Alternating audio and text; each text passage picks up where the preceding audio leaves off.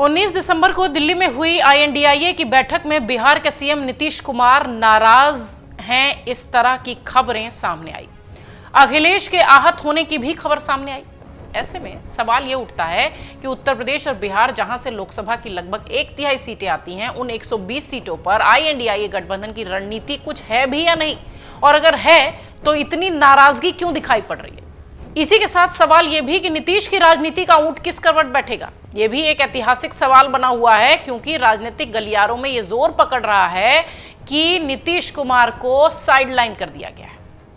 बिहार के मुख्यमंत्री नीतीश कुमार कब क्या फैसला लेंगे और कब किधर पलटी मारेंगे, उनके लिए यह शब्द इस्तेमाल किया जाता है। ये किसी के लिए भी कह पाना बड़ा मुश्किल है। ये वही जानते हैं कि वो क्या करेंगे।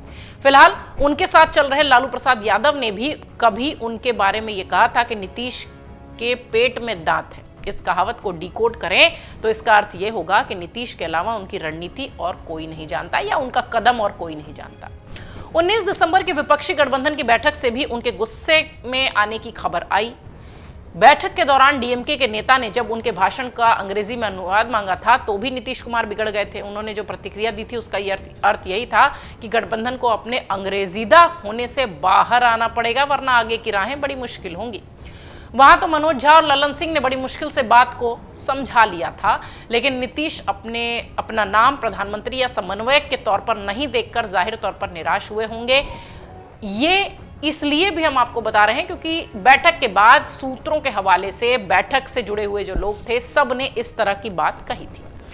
पिछले 1 साल से वो घूम घूम कर बीजेपी के खिलाफ माहौल बना रहे थे। उनके ही प्रयासों से गठबंधन बना, और जब PM कैंडिडेट का नाम घोषित होना था तो ममता बनर्जी ने खड़गे के नाम को धीरे से आगे कर दिया। नीतीश बैठक से उठकर न केवल बिहार वापस आ गए, बल्कि 29 दिसंबर को JDU की कार्यकारिणी की बैठक भी उन्होंने बुला ली है। अब इसमें वो क्या करने वाले हैं, ये तो राम जाने।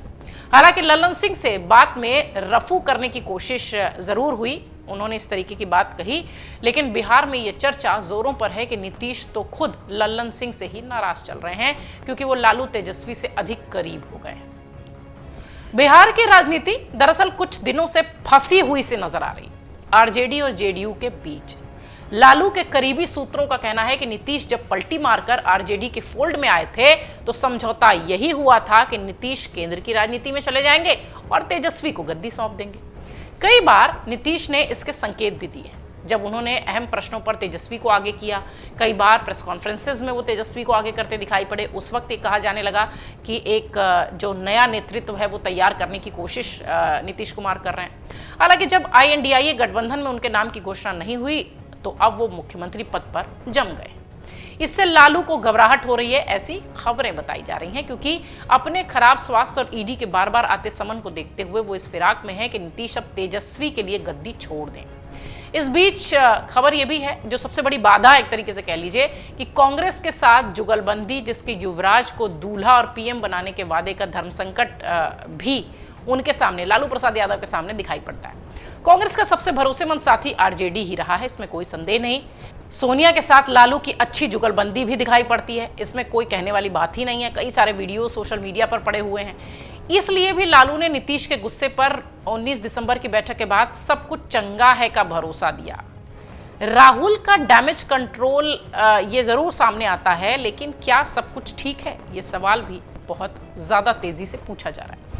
कांग्रेस के फिलहाल सर्वे सर्वा राहुल गांधी ने भले ही नीतीश कुमार से फोन पर बात कर ली हो, शरद पवार से मुलाकात कर ली हो, एक डैमेज कंट्रोल जो करने की कोशिश थी वो कर ली हो, लेकिन कांग्रेस का घमंड गठबंधन के आड़े आ ही रहा है। ये उनको भी पता है। कांग्रेस अगर घमंड छोड़ भी दे तो उसका अपना हित और स्वार्थ भी गठबंधन के साथ मेल नहीं खा रहा। जैसे उत्तर प्रदेश में कांग्रेस के प्रदेश अध्यक्ष अजय राय फिलहाल UP जोड़ो यात्रा पर है।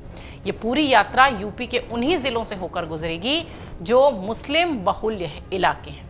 ये कोई रहस्य नहीं है कि हालिया 5 राज्यों में चुनाव से ये साबित हो चुका है कि कांग्रेस की तरफ से मुसलमान वोट जो है वो लौट रहा है और वो क्षेत्रीय दलों को नकार रहा है।